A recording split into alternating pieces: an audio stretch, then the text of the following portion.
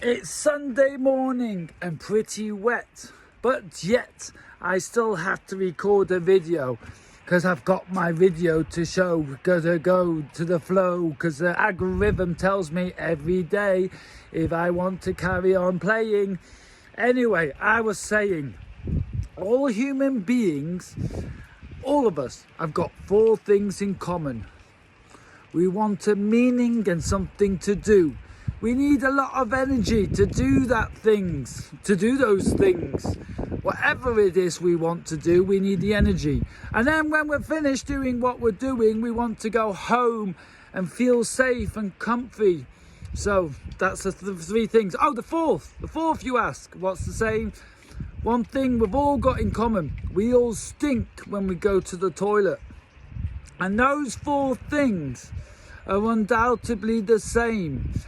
Now, what's different is a lot of things and not just our name. People take me as I am, and some people just don't give a damn. And then the third of them all, they say, you're crazy. And they're the loudest of them all.